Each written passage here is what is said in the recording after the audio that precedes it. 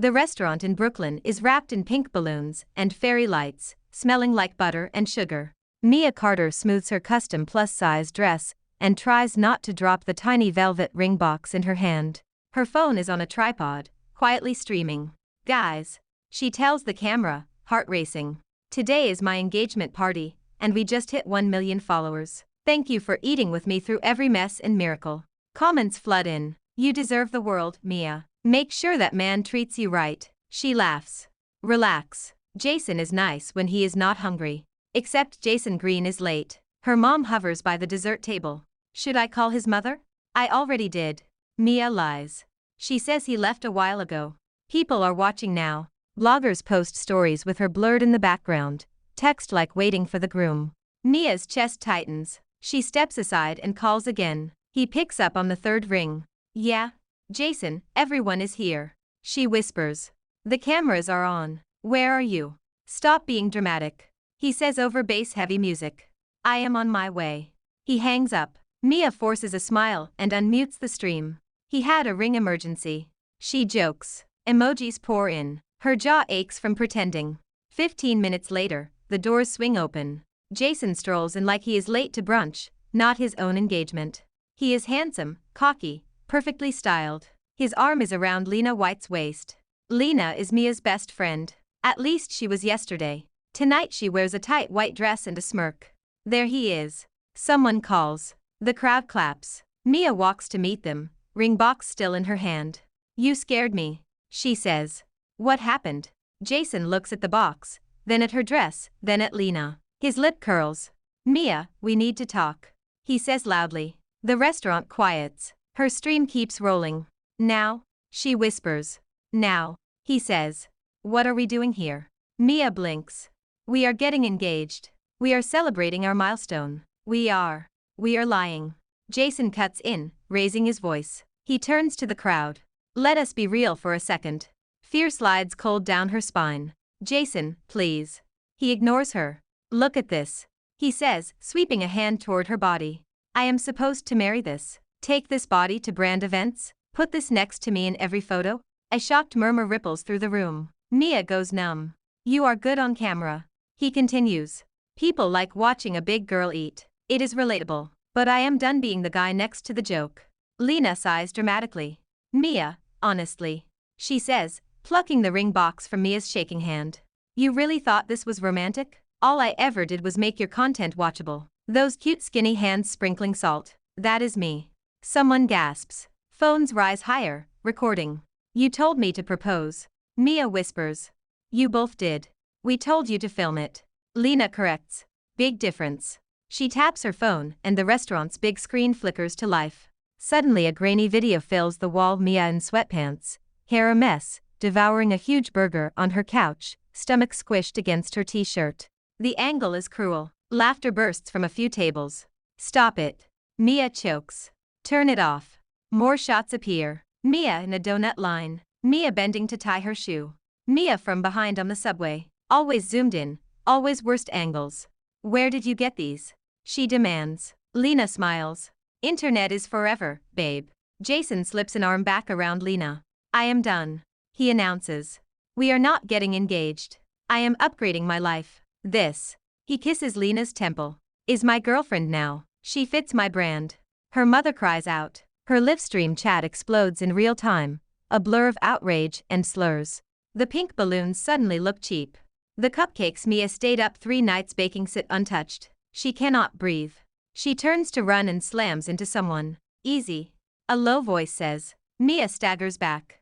A stranger stands there, tall and broad-shouldered, wearing a simple black t-shirt that stretches across his chest. His dark blonde hair is pushed back, his eyes sharp and hazel. What the hell is this? He mutters, taking in the screen and the crowd. Mia tries to escape, but he steps around her instead. He walks straight to Lena, plucks the phone out of her hand, and stops the casting. The big screen goes black. Hey, Lena snaps. Give that back. His voice cuts through the room. Delete the footage. Jason snorts. Who are you, man? Her feelings coach.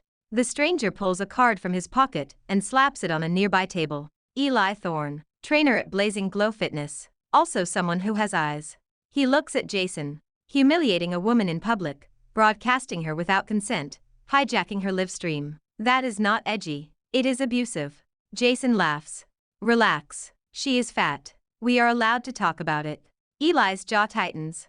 You are allowed to leave, he says. He turns to Mia, voice gentle. Do you want this to stop? Her throat burns. Yes, she whispers. He faces Lena again. You heard her. Delete every file. And for the record, this whole room just heard you admit to stalking content for clout. I am sure the platform lawyer watching her stream will love that. The streaming rep in the corner lifts his own phone to record.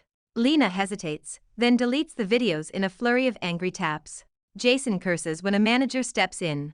I am going to have to ask you both to leave, the manager says.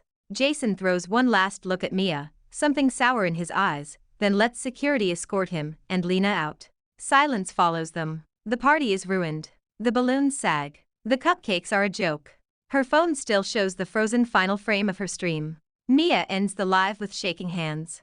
Hey, Eli says softly. Are you okay? Fine, she says, even as tears streak her makeup. I just got dumped, humiliated, and turned into a meme. Living the dream. His mouth twitches. For what it is worth, he says. None of that was about you being unlovable. It was about him being trash. He pulls a small card from his pocket and sets it by her elbow. If you ever decide you want to do something for yourself, not for him, or a comment section, come to Blazing Glow. Ask for me. She stares at the logo, the bright orange flame, his name printed beneath. Why would you help me? She asks. Because you did not deserve tonight. He says simply. Because you clearly love food, and I respect that. Because I am good at my job. He gives her a small smile that somehow does not feel like pity.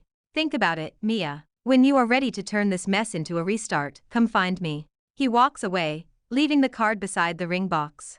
Mia looks at the ruined decorations, at her reflection in the dark screen, puffy eyes, smeared lipstick, a girl whose heart just burned to ash. Maybe fire is not only for destroying things, she thinks numbly. Maybe it is also for starting over. The next day, Mia does not go to the gym. She stays on the couch, wrapped in her softest blanket, scrolling until her thumb aches. Clips from the party are everywhere. Some people defend her, others call her names. Brands send cautious emails about reassessing. Her mother leaves long voicemails. Her father threatens to drive to the city and have a talk with Jason. The streaming platform rep sends a simple message. We still want to talk. Your story matters. Call when you are ready. She tosses her phone aside. It lands next to the Blazing Glow card. By late afternoon, she shuffles into the bathroom and forces herself to look in the mirror. Her eyes are swollen, her hair frizzy, yesterday's mascara smudged. The pink dress droops over the shower rod. You are pathetic, she whispers at her reflection. The word hurts more than anything Jason said. She remembers nights she told her followers confidence is a choice. That food is love, not a weapon. That they deserve to take up space. Somewhere along the way, she forgot that applied to her too. This is not where my story ends, she tells the mirror. In the living room, she picks up the Blazing Glow card. The logo is bright and stupidly hopeful. She shoves it in her pocket before she can talk herself out of it, throws on leggings and an oversized hoodie, and steps into the cold air. The gym is only a few blocks away. She has walked past its glass doors 100 times, filming donut reviews and taco trucks. Today the chrome and neon feel like another planet. Inside, it smells like rubber, citrus, and effort. Music pulses. Treadmills line the windows, bodies in motion. Mia hovers by the front desk, suddenly aware of every wobble and seam. Hey, someone says. Eli leans on the counter, towel around his neck, Blazing Glow logo on his t-shirt. Up close, he looks even more like an ad. Strong arms, easy stance, a faint scar along his jaw that keeps him from being pretty boy perfect. Mia, he says, like he really did expect her. You came. Do you greet all your traumatized clients personally? She asks. Only the ones who had their engagement parties hijacked. He says. You okay? No. She answers, surprising herself. But I would like to be. His gaze softens. Good enough reason. He slides a form toward her. One thing before we start. What happened last night was about them, not about whether you deserve food or love. You do not have to change to be worthy. But if you want to feel stronger, breathe easier, move without pain, I can help with that. For you. Not for Jason. Not for views. She stares at the line labeled "What is your goal?" After a long moment she writes, I want to stop apologizing for existing. He reads it and nods like that makes sense. They start small. Short warm UPS. Light weights. Slow stretches. Every time she apologizes for being slow or clumsy he says, you are not late. You are just starting. She is sweaty, shaking, and slightly nauseous when he steers her toward the juice bar. Fun part. He says. The bartender, Penny, grins at Mia. I saw your live. She says. People are trash. Try this. It is a milkshake that pays its taxes. Mia takes a sip. It is thick, chocolatey, suspiciously good. What is in this? She demands. Greek yogurt, cocoa, banana, peanut butter, spinach. Penny lists. And spite. Spite is calorie-free. Spinach. Mia splutters. You put salad in my dessert? Do not think of it as salad. Penny says. Think of it as secretly doing something nice for your arteries. Mia laughs for the first time all day. You have a channel. Penny adds. You could own this. Comfort food that does not hate your heart. My followers will say I sold out. Mia says. My brand is butter, cheese, triple stacked donuts, fat girl joy. Your brand is you. Eli says quietly. You can expand without betraying her. That night, she sets her phone up in her kitchen. Hey, guys. She says, eyes still swollen but voice a little steadier. I am not ready to talk about what happened, but I am ready to try something new. Today we are making a glow-up chocolate shake. Yes, there is spinach. No, you will not taste it. Cross my heart. She shows the ingredients, jokes about hiding therapy in a blender, and takes a sip on camera. It tastes like hope, she says. And peanut butter. She posts, then crawls into bed convinced everyone will call her a traitor. By morning, the video has gone viral. Half the comments are jokes. The other half are people who want to try it. Nurses on night shift, parents chasing toddlers, students studying until dawn. Finally, a comfort food that will not kill me, one comment says. Please keep doing these, says another. I love food but my body is tired. Her phone buzzes with a text. Told you. Eli. She smiles at the screen in spite of herself. Fine, coach, she types back. What is next? He sends her a schedule. 3 gym days. 2 new glow recipes. 1 rule. No more apologizing for existing. 3 months later, Mia almost does not recognize her own reflection. She is not suddenly tiny. Her body is still soft, still curvy. But her face is sharper, shoulders pulled back, eyes clear. On camera there is a new steadiness, a spark that was not there before. Her small kitchen has turned into a studio. A whiteboard lists episodes, glow mac and cheese, crispy chicken without the guilt, cinnamon toast that will not kill your cholesterol. Her series has an official name now, painted on a cheap little sign, Glow Bites with Mia. Her follower count has climbed past 1.5 million. Some brands who ran at the first scandal come back with careful emails.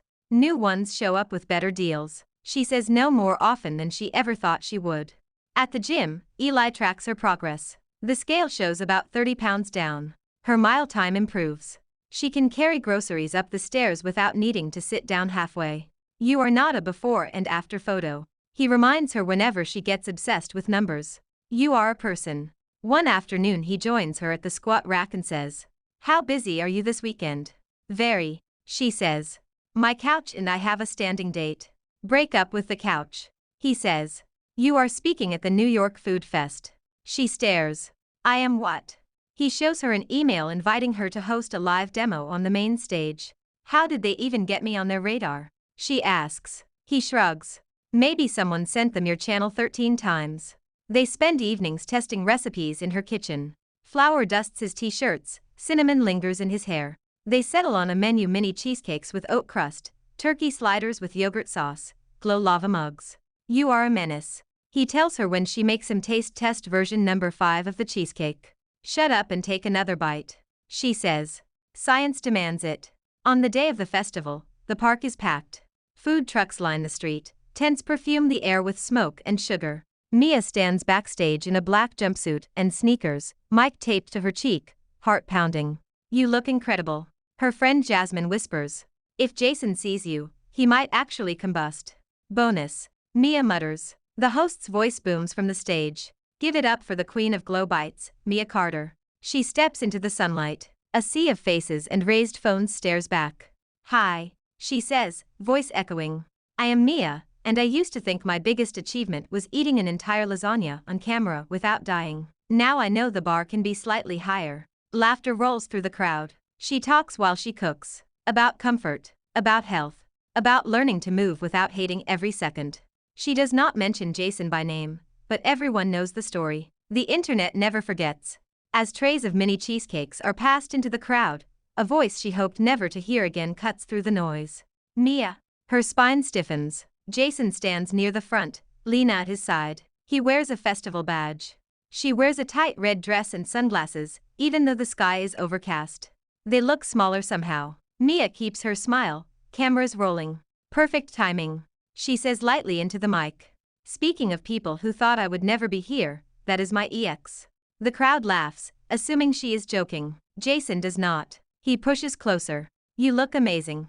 He says, eyes raking over her. We should talk. We are talking. She says. Not like this. He mutters, dropping his voice. In private. We could do a comeback video. Tell the world we both made mistakes. People love redemption arcs. It is like watching a rerun. Same voice, same manipulation, just aimed at a woman who knows better. Guys. She says into the mic, turning slightly so the camera catches Jason's face on the big screen. Want to see something? The crowd roars yes. She pulls up a folder on her tablet and taps. Messages she saved months ago flash across the screen, behind her the ones where he and Lena mocked her body, joked about using her as the whale for clicks. Planned to ditch her once something slimmer came along. Gasps. Boos. These, she says calmly, are the people who said they loved me. This is how they talked about me when I was not in the room. Jason lunges for the tablet. Security steps between them. Phones everywhere capture his desperate face. I am not showing this because I want pity. Mia continues. I am showing it so anyone watching can recognize the moment when someone shows you exactly who they are and you decide to believe them instead of your fantasies. She closes the file. The screen goes black. Jason stands frozen, breathing hard. Please, he says, voice cracking just enough she knows it is mostly performance. We were good together. We can fix this. No, she says. I was good. You were convenient. The crowd erupts. Someone starts chanting her name. From the side of the stage, Eli appears, arms folded. He does not speak into a mic, but she sees the protectiveness in his jaw. She finishes the demo, hands only shaking a little as she plates sliders and jokes about the correct ratio of turkey to pickles. People line up afterward not just to taste the food, but to hug her, to tell her about their own breakups, their own awakenings. Later, when the sun is low and the park is a mess of paper plates and crushed napkins, she finds Eli by a stack of crates. You did not have to let him get that close, he says. I needed to, she answers. For me. He studies her face, then nods. You got the closure you wanted?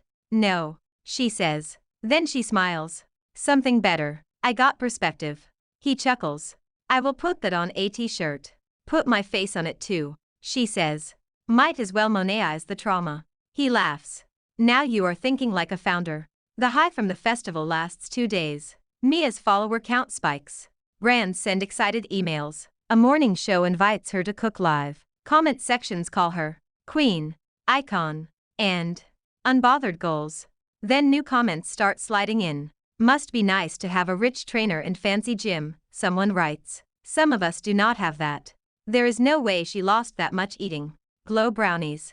Another scoffs. Be serious. A gossip account posts a blind item about a comfort food influencer whose secret liposuction is being sold as clean living. Screenshots of Mia's side-by-side pictures circulate, with red circles drawn around her arms and waist. Within a week, #liposuctiongate trends. Mia stares at the hashtag on her phone between sets of lunges. Her stomach drops. People think I cheated, she says. Eli, spotting her, glances at the screen. His jaw flexes. People think lightning is personal when it rains on their picnic, he says. Does not make it true. It is not just trolls, she says.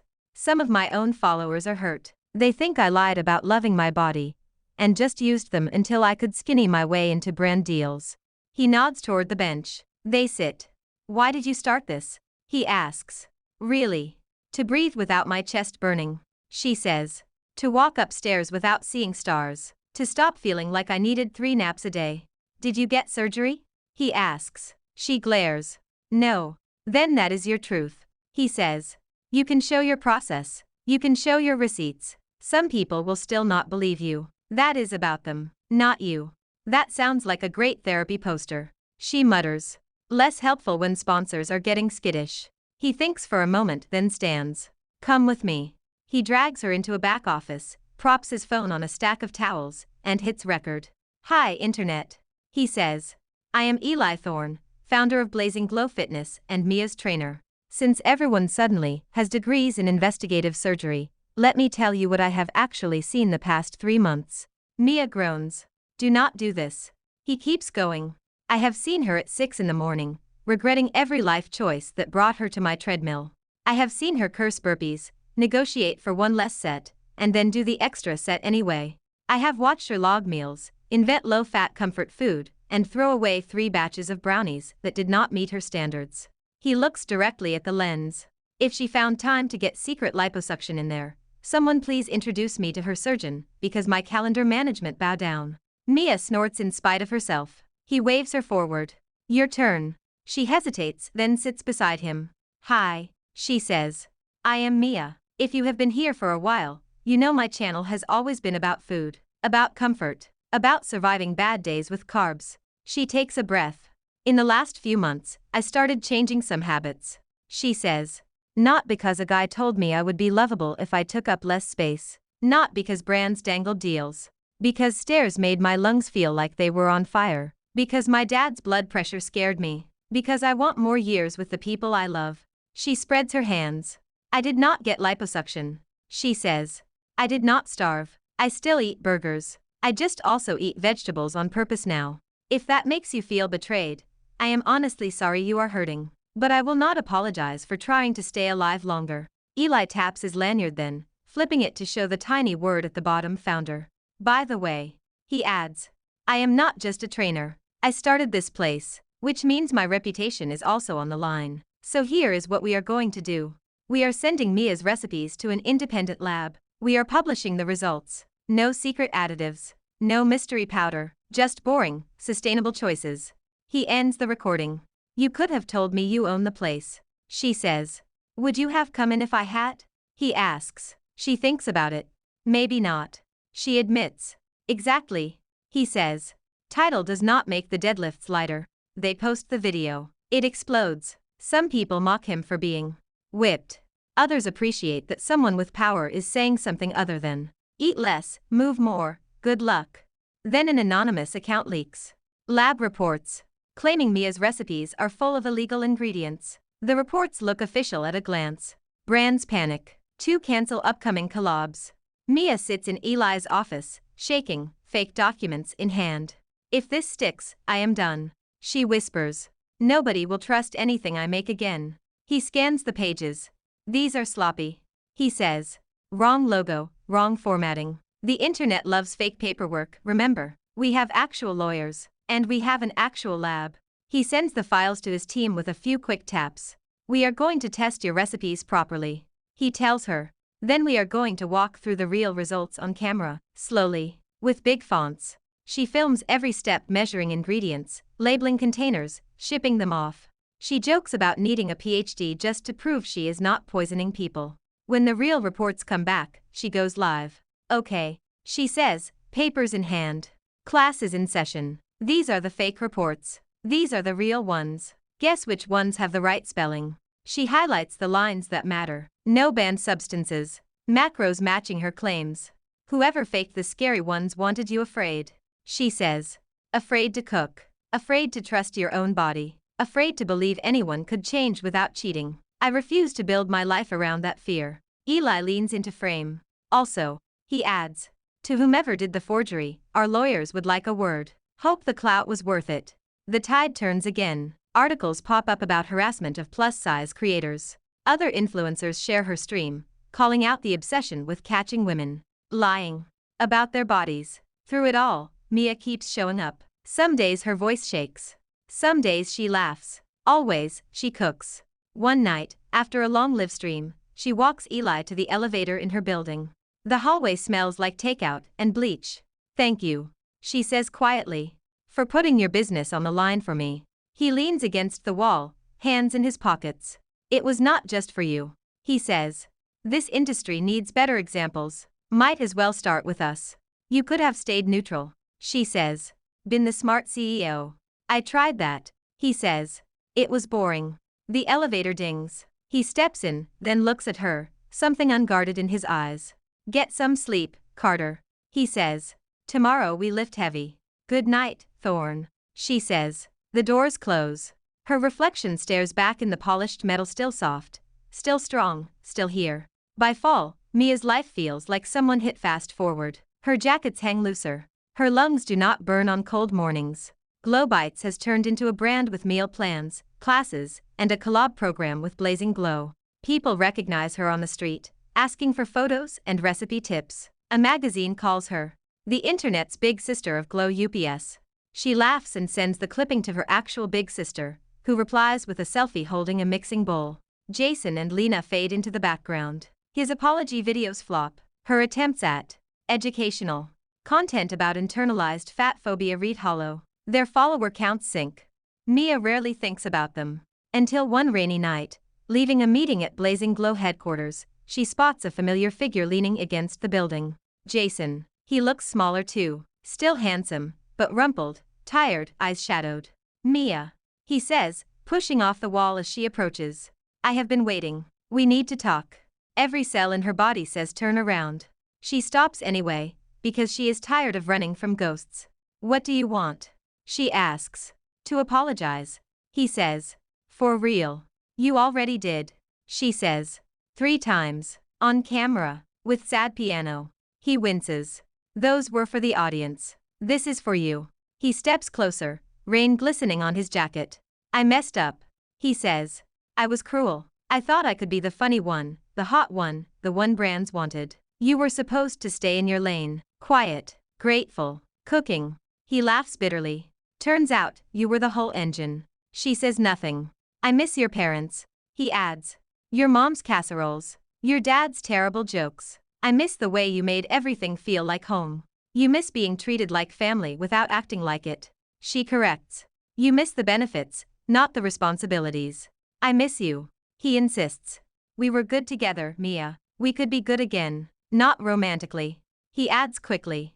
I know I blew that. But as business partners, we could do a comeback, show people we both grew. Redemption arcs are big right now. There it is again. The pitch, the angle, the claim on her story. No, she says simply. He blinks. You did not even think about it. I did, she says. Weeks ago, every time someone asked if we would ever collab, every time a brand coughed the word reunion, I imagined you showing up in the rain, and in my head I always took you back to prove I was worth chasing. Rain patters on the sidewalk. Traffic hisses past. I do not need that proof anymore, she says. He swallows. You will regret this when the internet moves on. He says softly. When the glow fades and you are just another tired creator, you will wish you had someone who understood what it costs to keep feeding them. A new voice answers from the doorway. She will have someone. Eli says. Jason startles. You again. Eli steps under the awning, hands in his coat pockets. You are blocking my exit, he says calmly. And my girlfriend's. Jason's eyes widen. Girlfriend. Mia's heart skips. They have not said the word out loud yet, but it fits enough that she does not correct him. You do not get to stroll back in, because you finally noticed consequences. Eli continues. You burned that bridge on a live stream. Jason looks between them, jaw tight. You think you own her now? He sneers. Absolutely not. Eli says. She owns herself. I am just lucky she lets me stand nearby. The security guard inside cracks the door. Everything okay, Mr. Thorne? Yes. Eli says. Mr. Green was just leaving. Jason stares at Mia, rain dripping from his hair. You really done with me? He asks quietly. She feels a faint echo of the old ache, then lets it go. I forgive you, she says. His head jerks. Not for you. For me. I do not want to drag you into every big thing that happens for the rest of my life. But forgiveness does not mean access. We are done. He flinches like she slapped him, mutters something she cannot hear, and disappears into the wet street. The door closes, leaving just the two of them under the awning. You okay? Eli asks. Mia exhales. Weirdly, yes, she says. I thought seeing him like that would destroy me. Mostly it made me want hot tea and a shower. That is progress. He says. They start walking toward the subway, steps sinking on the slick pavement. I used to dream about him coming back like that. She admits. Apologizing, begging. In my head, taking him back felt like winning. And now? Eli asks. Now saying no feels like winning. She says. He smiles sideways. Good. Because I have been trying very hard not to fall for someone who would go back to a guy who publicly called her a brand risk. She bumps his shoulder. Trying and failing? He clears his throat. I was going to make this smoother. He says. But Jason kind of ruined my dramatic timing, so here goes. I would like to take you out. On an actual date. No dumbbells. No recipe testing. No live streams. Just us and maybe a restaurant where no one films anything. Warmth curls in her chest. Are you asking me out because my glow-up is good for your CEO image? She asks. Or because you like me? Both. He admits. But mostly because I like you. She pretends to weigh it. I have a new policy. She says. No dating men who think my worth is tied to a number on a scale. Good. He says. I am partial to numbers like how many times you made me laugh this week, and how often you beat me at recipe brainstorming. She smiles. Then okay. Okay. She repeats. On one condition. We do not turn it into content. No couple channel. No first date vlog. Deal. He says instantly. Our worst drama will be arguing over where to eat. She laughs. You have no idea how dramatic that can get. He hooks his pinky out. She loops hers around it. Lightning splits the sky somewhere over Manhattan. For the first time in a long time, she does not flinch. If anything, she feels fireproof. A year after the engagement disaster, Mia stands on a different stage. This one is in a downtown theater, not a restaurant. Rows of seats rise into balconies. A giant screen behind her shows the logo for Glow Bites X Blazing Glow, their new series of weekend retreats mixing cooking and movement. Her parents sit in the front row, wearing matching t-shirts Mia did not approve that say proud of our Glow girl. Cameras dot the aisles. The room buzzes. Mia adjusts her mic and takes a breath. I thought my life ended when my ex called me unlovable on camera. She says. Spoiler, it did not. It just changed genres. Laughter ripples through the crowd. She clicks to a slide showing 3 photos. One from before, Mia in a stretched out t-shirt, laughing with cake on her face. One from mid-journey, Mia in leggings, red-faced at the gym, grinning. One current, Mia in a simple dress, holding a tray of Glow brownies, eyes bright. This is not before and after. She says. It is just a during. At every size, I deserved respect. At every stage, I was doing my best with what I knew. The only real transformation is here. She taps her chest. She talks about stairs and lab reports, about trolls and therapy, about loving food and hating shame. She takes questions from teenagers, exhausted parents, people whose doctors scared them into silence instead of support. At one point, someone in the balcony shouts, "How much do you weigh now?" The room freezes. Mia smiles. Enough to carry what matters, she says. And that is between me and my doctor. The crowd erupts in applause. After the talk, there are photos in the lobby, tables of sample desserts, sign-up sheets for retreats. Mia shakes hands until her wrist aches. She laughs with people who say her mac and cheese kept them from giving up on cooking. Eventually, she slips backstage, heart still pounding. Eli finds her sitting on a folding chair, head tipped back. You murdered it, he says. Good murdered or cancelled murdered? She asks. Standing ovation murdered, he says. My investors cried. She snorts. Only because you promised them merch sales. He grins, then sobers. Can I steal you for a minute? No contracts, I swear. He leads her up a narrow stairway to the theater's rooftop terrace.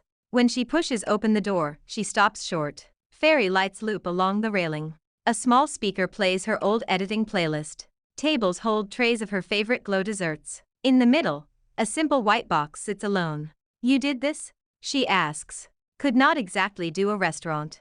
He says. Bad associations. Her throat tightens. If you propose to me with a protein bar, I am throwing you off this roof. She warns. Relax. He says. I am not a monster. He opens the box.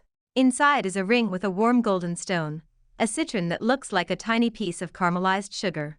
Her eyes sting. You remembered. She whispers. Your mom told me. He admits. Also, she threatened to haunt me if I messed this up. He drops to one knee. Eli. she says, half laughing, half crying. If a camera jumps out of a desert, I am leaving. There are no cameras, he says. Just lava cakes. They are judging me, but silently. The city hums around them. He takes a breath. A year ago, he says. You walked into my gym apologizing for sweating, for taking up space, for the sound your heart made when it broke. Since then, I have watched you lift things you never thought you could, on and off the mat.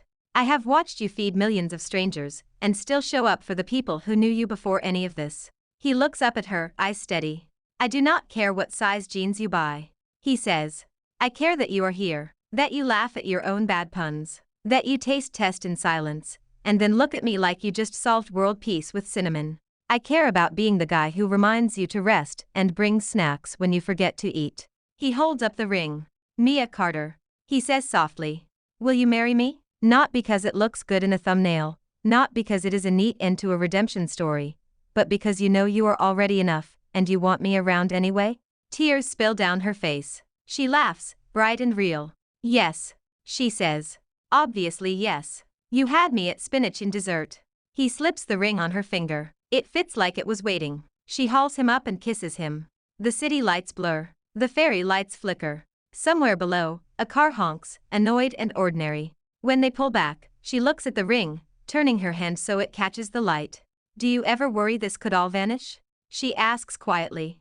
The platform, the brand, the glow, all the time. He says. That is why we built something underneath it. He nods toward the city.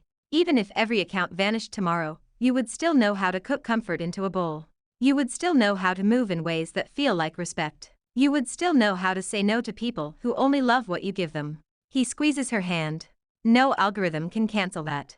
Far below, a test firework for some future event explodes over the river, a burst of color in the dark. Mia watches it and smiles. A year ago, I thought my life was over, she says. Really, it was just preheating. Eli groans. You are never going to stop with the baking puns, are you? Not if you marry me, she says. He kisses her again just to shut her up, and she lets him. Down on the streets, people order late-night takeout. Somewhere, someone presses play on an old Glow Bites video, watching a girl with softer edges laugh over a mess of cheese. Somewhere else, a new follower stumbles onto her latest post and thinks, if she can do it, maybe I can too. Mia does not know how long the internet will care. She does not know what trends will come next. But she knows this: her worth is not a plot twist. Her glow is not a filter. It is a fire she rebuilt from the ashes, and it is hers to keep. Thanks for watching. Follow for more romance stories.